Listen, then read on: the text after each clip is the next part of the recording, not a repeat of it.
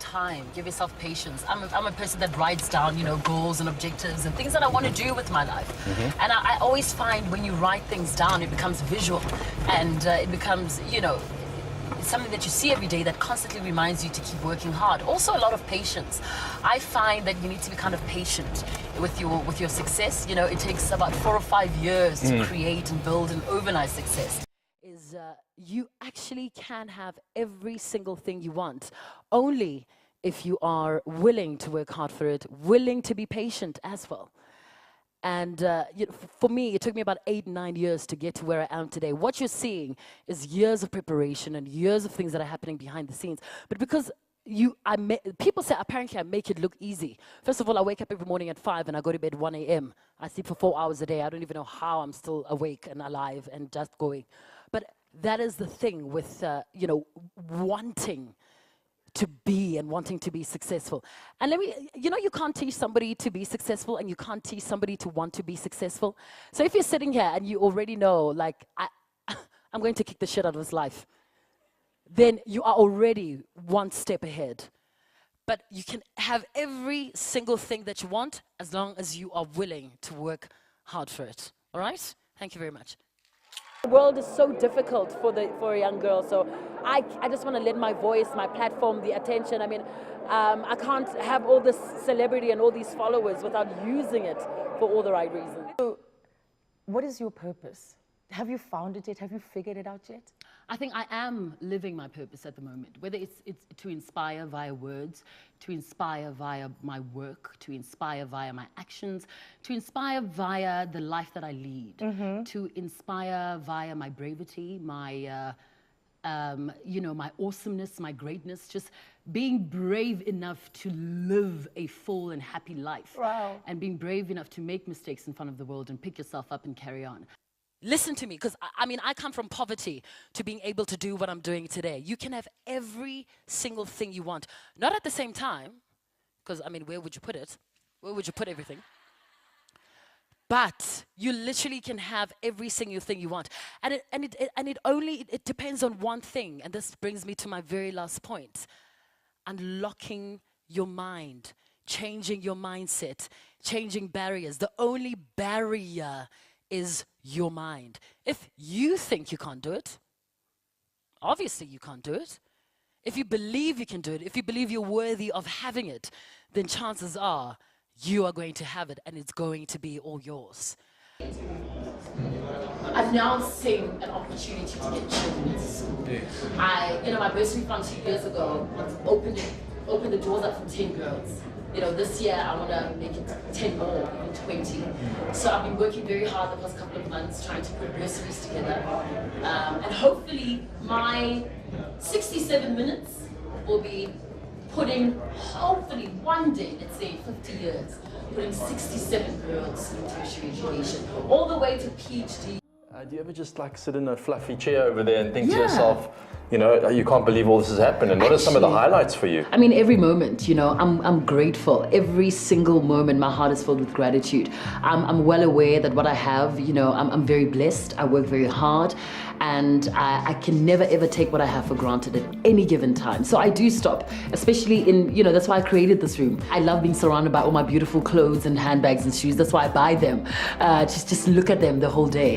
But some of my highlights, it's impossible to say. I mean, the numerous international celebrities I've been able to interview, courtesy of Top Billing, as my favorite. Some of the wonderful places I've been to, the people I've met, the achievements, the awards. The first time I sighted Bonang was on live, watching television, and here was this young energy, somebody who just came with a unique signature, and I thought, here's a new talent. And to see how she's grown over the years bears testament to her work ethic. Bonang works hard. Bonang dares. Bonang is not afraid to fail. More so, she continues to perfect her craft in anything that she does.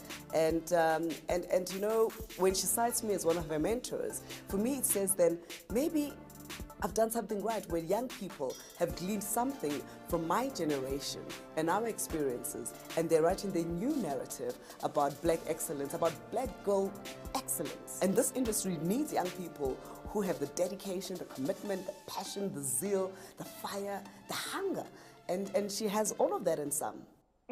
They kicked open the doors, right? They did, and were we the came trailblazers, gushing in, yeah, eh? that laid the foundation for people like you. Absolutely, absolutely. How does that make you feel hearing her say that? I'm grateful. You know, I'm grateful to have somebody you watched on TV, aspire to be like, had the opportunity to work with, say that is, you know, it's like, wow. Hey, believing that you're worthy of having it, having a plan, knowing how you're going to get it, knowing the feeling. Because once you know the feeling, it doesn't escape you. It's one thing to say it, but once you're sitting in a car or you're going to go see the house that you want, you know how it feels to walk through the walls. You know how it feels to change the gears. So subconsciously, it has an impact on you. So, and also with thoughts, right? You can sit here and be like, and I've seen it with some of my friends. Like, one friend can have a problem and like really think about the problem for like 15 whole minutes. And then another friend of mine can have a problem and believe that the problem is not going to overcome them. And guess who solves the problem the quickest? Friend number 2. Because you don't want to be, your thoughts are very powerful. Whether you like it or not. Even if you're sitting here, you're like, ooh, do you know what I mean? Chances are, it's going to happen, but not to Nomsa. Do you know what I'm saying? So when you're sitting down and you're like thinking about things, like things you want to achieve, places you want to go, people you want to meet, your thoughts are really powerful, because whether you like it or not, the universe is listening to you. It is all memories, you know. I love being surrounded by my family. This is actually a very special wall for me. I've got my sister, I've got my parents, I've got my favorite moments, you know, my first time in New York, my first time in Disney World, and that was my very first PR shoot. Were you nervous for that? Quite nervous. And this is my matric dance. So, you know, a little bit of everything. I love being surrounded by people that I love, and because of the job that I do, I can't always see them. Yeah. So, you know, I make sure that when I wake up, when I'm in the kitchen, when I'm putting on a special outfit, that, you know, they're around me somehow. Has a combined following of 6 million across Twitter, Facebook, and Instagram. Now, that must be why that she believes she's in a league of her own and that nobody else comes close to being her competition. Yeah? So how about Boni? Not necessarily. I mean, competition is healthy. Yes. But I think the best kind of competition is, you know, when you compete with yourself, the betterment of yourself. Because the thing is, when you compete with other people, it tends to be quite distracting. It removes you away from what you were doing to kind of complete what you were doing, what you want to flourish and what you want to accomplish. Right. And I think, you know, when you compete with yourself, you better yourself, and therefore, whether other people are happy or not, it won't really matter. Right. Because anyone who studied how you behave on social media, what you post, how you manage your social media platforms, can see that there's rationale, that it's all very deliberate, it's all very calculated, which I think a lot of people don't do to the same efficiency and profitability. Girl, go enjoy Global Citizen Festival Mandela 100. Thank you. I feel underdressed. I please. 60, please, I thank you. Bonang, thank you so much for coming to join us. Please enjoy the rest of the Thank you. You look gorgeous. Bonang Matheba. How are you? I'm super. I'm good. Gosh. Can you believe the pandemonium? We announced that you'd be on the show on Friday. Yes. There was absolute pandemonium on social media. I know, it was all over the place, but I think people were, you know, it was a mix of both. You Yes. starting your new Yes. show, obviously, congratulations. Thank you. And I think me doing my first sit-down TV interview in, I think, over a year. But the you know? prevailing question was, why now?